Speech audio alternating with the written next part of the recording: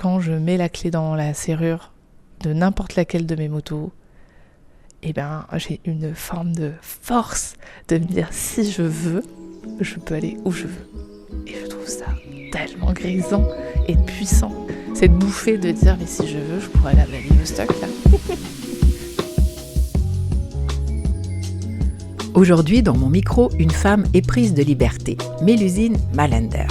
Elle explore le monde en solo et à moto sur sa Triumph Tiger 800. Et elle en a eu du courage pour se lancer, car tu entendras aussi tous les freins, tous les empêchements qu'une femme se met pour vivre ses rêves. Je suis Sandrine Mercier, rédactrice en chef de AR, et tu écoutes Aller-Retour, le podcast du magazine Voyageur. J'ai eu la chance de rencontrer Mélusine au FIFAV de La Rochelle, et dans ce festival du film et du livre d'aventure, elle est venue parler de son dernier livre, La route du tigre, paru chez Artaud.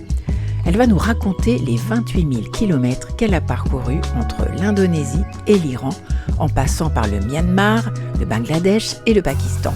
Des pays où la condition des femmes n'est pas reluisante. Et pourtant, elle va leur poser cette question précieuse. C'est quoi la liberté pour toi ? On écoute Mélusine dans son road trip féministe avec des portraits émouvants de femmes qui doutent encore d'assumer leur liberté. Tu peux retrouver des extraits de son livre dans AR, actuellement en vente avec la Bretagne à la une et des idées de city trip. Sur la route du tigre, c'est ton dernier livre, Mélusine Malander, chez Artaud. C'est rare quand même de faire des expés comme ça, toute seule, avec une grosse moto. T'en croises pas beaucoup ?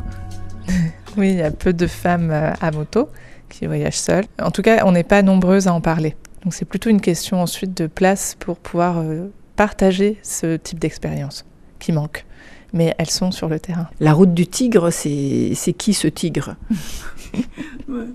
Ce tigre, dans la route du tigre, il y a beaucoup de choses. Il y a à la fois, c'est un clin d'œil à ma moto qui s'appelle Tiger. C'est une 800 Tiger de Triumph. Et à la fois, c'est un animal très fort, très puissant, très sauvage, qui existe. Il est en voie de disparition, mais au Bangladesh, en Indonésie, on le retrouve aussi en Thaïlande ou en Inde. Et c'est un animal sauvage, et dans tout le sens du terme. C'est un animal qu'on ne peut pas dompter. Est-ce qu'avec ta moto aussi, tu es indomptable ? Une grande liberté ? J'espère réussir à être indomptable, réussir à, en tout cas, prendre mon chemin à moi. C'est important, je crois que j'essaie de vivre ma vie et c'est pas évident. Et c'est pas évident pour plein de raisons. Pour les barrières que je me fixe toute seule, peut-être celles de mon éducation, celles de la société. On a tout le temps des barrières et c'est tout un travail de réussir à s'autoriser de qui on est, réussir à faire ce pourquoi on est fait en fait. D'embrasser en fait la personne qu'on est et s'autoriser à être qui on est, c'est vraiment c'est l'histoire d'une vie de tout un chacun. Hein. Parce que partir avec une moto, on t'a beaucoup découragé. On t'a dit mais non, c'est pas pour toi, arrête, une nana en moto sur les routes, c'est pas fait pour toi. Oui, les gens qui vous découragent, c'est pas forcément plus des gens qui vous veulent du mal. Il y a deux types de gens. Il y a des personnes qui sont par définition, ont une idée très très préconçue d'un ordre hiérarchique, de qui va où, qui fait quoi et pourquoi on est fait. Et donc ça, à la limite, je dirais que c'est assez facile de leur dire non et peut-être même merde, en restant poli. Mais là où c'est très compliqué, c'est quand c'est des personnes qui vous veulent du bien. Au départ, c'est des personnes comme des parents, des proches qui dans le fond, ont envie qu'on aille bien et qui ont des peurs. Et qu'il faut aussi rassurer. Et c'est tout un travail déjà de se rassurer soi pour essayer de se trouver le courage de partir. Et il faut aussi rassurer les autres qu'on va bien revenir, qu'on va bien... ça va aller. Et c'est assez fatigant en fait, parce que tout ça, c'est des choses qui sont non dites. et ce qui font partie d'un quelque chose de communication invisible. Et j'ai mis beaucoup de temps à mettre le doigt dessus parce que on n'y pense pas, parce qu'on ne le voit pas, et parce qu'on est aussi obnubilé, obsédé par ce voyage qui, pour moi, c'était vivre. Partir, c'était vivre, partir, revenir. C'était ma vie, je voyais que ça. Mais quand même, on a cette espèce de fardeau qui nous tire en arrière et dont il faut réussir à se débarrasser. Et je crois que c'est peut-être la moto et le voyage qui m'ont donné ça en cadeau. Les gens sont attirés par la moto. C'est le meilleur moyen pour moi de faire des rencontres. Et alors pourquoi une moto ? Toi, Mélusine, une fille un peu frêle quand même, hein ? T'es pas la grosse motarde. La moto, c'est quelque chose qui m'a accompagnée même dans mon enfance. Mes parents sont motards. C'était là, c'était présent, c'était possible. Et donc, quand j'ai eu envie de conduire une moto, c'était pas possible de me l'interdire, je dirais. Et donc, j'ai jamais voulu avoir une voiture, c'était hors de question. Je voulais une moto, c'était mon rêve. Voilà, même si mes parents m'ont dit quand même passe le permis voiture en premier, c'est important. Je voulais une moto. Et donc, très tôt, j'ai eu une moto dans ma vie pour me déplacer. Et très tôt, elle a accompagné ma construction de jeune adulte. Parce que je suis allée au travail, je suis allée voir mes conjoints, je suis allée voir mes amis. Je travaillais dans le spectacle, je rentrais à minuit, je commençais à 5 heures. J'ai roulé par tous les temps. Et j'ai beaucoup, beaucoup roulé. Je faisais tout avec elle. J'ai déménagé avec ma moto. J'avais pas de limite, c'était une 125, mais pour moi, c'était tellement, ça a été une clé de liberté immense. Et comment tu es passée alors à la Tiger 800 et ce voyage entre Jakarta et Téhéran ? À un moment donné, cette moto que j'ai beaucoup aimée m'a quand même dit, là, ça suffit, il va falloir qu'on se quitte. Et elle avait 110 000 km, ce qui, pour chez nous, est beaucoup, finalement ailleurs, pas tant. Et c'est là que s'est dessiné aussi le premier voyage, et de se dire, elle a rapporté dans son pays natal, le Japon, et j'ai commencé à partir comme ça, parce que j'avais aussi ça sous la main. C'est parce que j'avais cette moto, parce que peut-être il fallait lui dire au revoir. Le voyage s'est dessiné de cette manière-là, et ça a commencé comme ça. Et c'est là qu'a commencé aussi cette forme de quête à moto, parce que c'était un moyen pour moi que je trouvais formidable de rencontrer, de voyager, de pouvoir aller où on veut, s'arrêter où on veut, de sentir les éléments, mais sentir aussi les gens autour de soi et de les rencontrer. Et autour de ce sujet de liberté, je trouvais qu'il n'y avait pas mieux. Et là, je peux avoir un échange avec d'autres femmes, et elles peuvent m'inviter dans leur monde. Souvent, le royaume des femmes est un monde intérieur, caché, à l'abri des regards et des hommes. C'est toujours un privilège d'y être invité. Alors c'est chouette parce que tout au long du livre, en tout cas, on voit à quel point tu arrives à créer une intimité avec ces femmes ou avec les hommes rencontrés pour arriver à quelque chose d'authentique, d'assez paroles vraies, en tout cas fortes autour de « et pour toi, c'est quoi la liberté ?» Et le fait d'arriver une femme comme ça à moto, déjà, ça permettait d'ouvrir des portes et qu'elle s'autorise aussi à s'ouvrir à toi. Le fait d'arriver avec la moto, je dirais le côté incongru de la rencontre et peut-être même aussi de l'idée d'effort. En fait, on fait un effort, on n'arrive pas comme ça d'un coup. Voilà, il faut que tout le monde soit d'accord. Et ça, je pense que c'était aussi très important à mes yeux, parce que peut-être parce qu'aussi on l'a fait pour moi, mais de parler à ma place, je trouve ça correct. C'était important que ce soit sa voix. J'entends dans ton émotion que c'était important que les femmes, elles parlent pour elles et que les hommes ne parlent pas à leur place et qu'elles aient leur propre autorisation de parler d'elles et de dire ce qu'elles voulaient. Oui. Ouais. Et peut-être parce que, moi, j'ose pas parler. Cet effort-là de prendre la parole, de dire peut-être c'est ma place, j'existe, je trouve ça trop dur. Je pense que dans l'ensemble, ça ne va pas bien du tout pour les femmes aujourd'hui. Je pense que ça va même moins bien qu'au moment où j'écrivais Le Deuxième Sexe.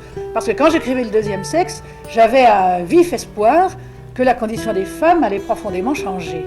C'est ce que je dis d'ailleurs à la fin du livre. Je dis que j'espère que ce livre sera un jour périmé. Et malheureusement, il ne l'est pas du tout. et d'aller justement rencontrer toutes ces femmes, parce que c'est ce qu'on comprend avec toutes ces rencontres que tu as tout au long du chemin, c'est que d'abord on est dans des sociétés là-bas, et ça nous renvoie aussi à notre propre vécu. Toutes les femmes là-bas, elles disent en fait, mais moi, je ne sais pas ce que je veux, je ne sais pas ce qui est libre. Moi, je dois répondre aux besoins des hommes dans l'ensemble. On te dit, la liberté, moi, j'en ai pas. Et c'est gênant quand même. En tout cas, tu rencontres plein de femmes qui essayent de se sortir de ça. Et ça, c'est super. En Indonésie, par exemple, tu rencontres une femme taxi. C'est la seule. Elle est à moto et tu la rencontres dans la rue. Oui, et c'est hyper galvanisant en fait de rencontrer toutes ces personnes, ces femmes qui bougent, font leur vie, essayent de se créer une vie à leur image. Et je pense que c'est ça qui m'inspire et qui me fait avancer et continuer parce qu'en fait je crois que c'est magique. On a une force, même si voilà, on a une société hyper difficile à certains moments, de toute façon les gens essayent de créer une forme de liberté. Et, quel que soit le moyen, même si parfois, là, Nabila, elle prend son taxi et elle les conduit, elle va dans la ville, elle n'a pas peur de prendre un homme derrière elle. Et parfois, ça peut prendre des petites proportions vraiment plus minimes, qui est d'aller voir une copine, de choisir un vernis à ongles ou de peut-être juste passer du temps avec son enfant. Il y a une palette d'efforts qui est fait pour essayer d'être libre. Alors, j'ai souligné plein de rencontres qui m'ont touchée. Il y a une femme, je crois que c'est au Myanmar, qui dit en rigolant moi je suis libre depuis la mort de mon mari. Oui, c'était assez surprenant et assez drôle. Parce que, oui, elle éclate de rire. Moi, au départ, je comprends rien. Et heureusement que le traducteur est là. Il y a souvent qui me traduit parce que elle riait vraiment aux éclats. Je m'attendais pas du tout à ce qu'elle me dise. Ouais, mon mari est décédé. T'es violent. Il buvait pour débarras. Alors, qu'est-ce qu'il y a eu d'autre comme rencontres justement où des femmes comme ça se sont révélées un peu devant toi? Il y a Sanu qui était elle est garagiste. Elle répare des motos et elle va m'emmener dans un lieu. Dans une ONG qui l'a sauvée de l'esclavage. Et elle me trouve la personne qui va faire la traduction, qui est Urmila, et qui est chef de file des Calamari, tout un système en fait qui donne les enfants en esclavage dans des familles riches, et qui essaie de justement éduquer les populations, de donner des contreparties financières ou des animaux, et de former des jeunes femmes qui étaient dans ce système-là, et dont Sanu, et qui a choisi, contre toute attente, le métier de réparatrice moto. Et c'était complètement dingue, parce que c'est une personne qui a été esclave pendant des années. Parce qu'on a toujours envie d'imaginer que ça n'existe pas, donc de se retrouver le nez devant, c'est choquant. Mais c'était surtout de voir à quel point elle avait de la joie à exprimer sa liberté, à expliquer que c'était paniquant parce qu'elle devait tout d'un coup se mettre à tout choisir de tout et choisir parce qu'elle en était à un point où elle ne pouvait pas choisir ses vêtements, ce qu'elle mangeait, à quelle heure elle se couchait, ce qu'elle allait faire dans sa vie, et elle a dû tout réapprendre, apprendre à être libre. Ensuite il faut aider les autres femmes à être libres et aussi changer la société tout autour de soi. Mais ces femmes, elles étaient dans la joie, dans la force, une colère bien à sa place, une colère qui fait avancer, qui fait grandir et qui construit. Et quand tu traverses le Myanmar, là, la notion de liberté dans une dictature ou quoi, c'est assez problématique. Et là, carrément, il y a une femme qui te dit, mais c'est quoi ce mot ? De quel mot on parle ? Elle connaît même pas vraiment la définition du mot. Non, elle n'utilise pas du tout le mot. C'est comme si ce mot avait disparu à cet endroit-là. Il est utilisé ailleurs, mais il est tellement fort et tellement dangereux qu'il a été oublié là. Elle ne sait même pas ce que ça veut dire, elle ne l'a jamais utilisé. Et c'est vrai que je reste très étonnée. J'ai la chance à ce moment-là d'être avec un traducteur et interprète qui est très bienveillant et qui m'explique à la fois à moi le contexte et ce que c'est, et à la fois il lui explique aussi ce que ça veut dire la liberté ou qu'est-ce qu'on entend par là pour pouvoir l'aider à répondre. Tu te souviens comment on dit liberté en birman? Ouais, le lamou. Le lamou. T'as appris à dire liberté dans tous les pays que tu as traversés? Dans beaucoup. Après, j'arrive pas à me rappeler de tous les mots liberté, mais je me souviens très bien de le lamou parce que justement, c'était un mot difficile et azadi parce que c'est liberté en farsi. Les gens, ils ont envie de savoir d'où je viens, où je vais. Et en même temps, ça surprend. En fait, le fait d'avoir une femme qui arrive avec une moto aussi énorme, ils hallucinent. Ils disent « Waouh, une femme, comment c'est possible ?» Donc tu vas à la rencontre des femmes avec une moto. Elle a un petit nom, cette moto? Tu l'appelles comment? Celle-là va s'appeler Mustang. Je vais mettre du temps à la nommer. Pendant longtemps, elle n'aura pas de nom et elle va s'appeler Mustang à un moment donné. Alors on la voit sur la couve, elle est bien campée sur tes 2 pieds pour la tenir.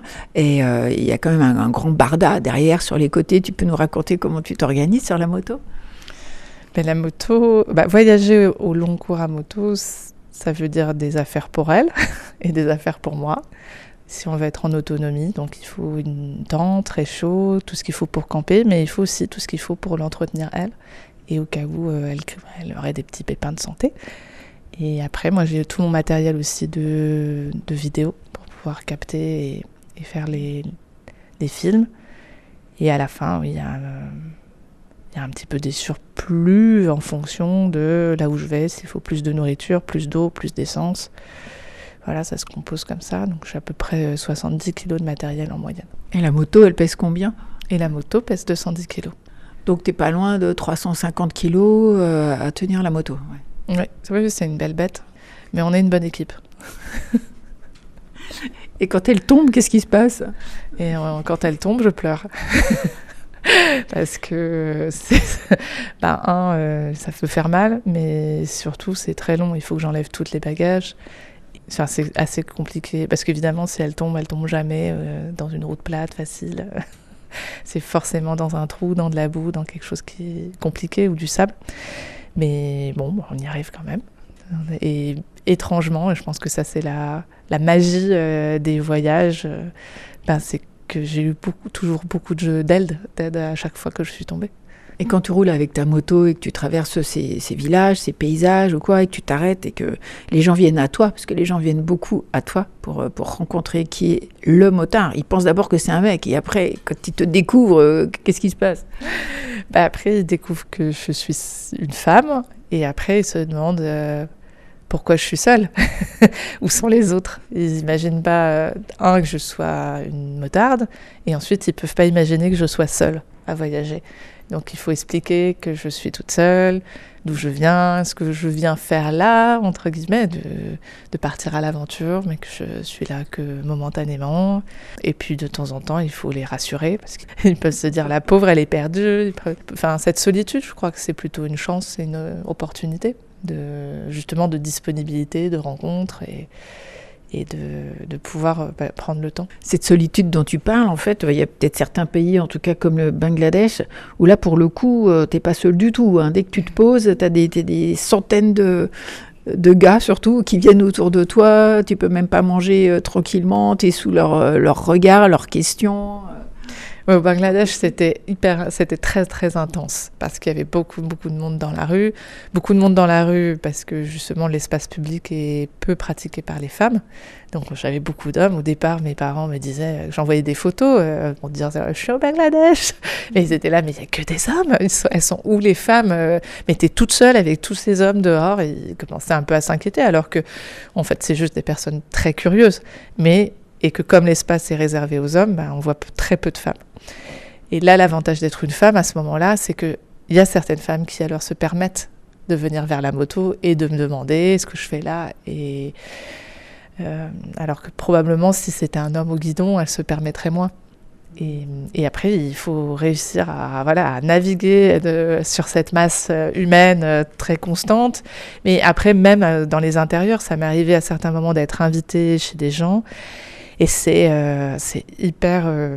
ça prend beaucoup de ressources parce que ça s'appartient plus.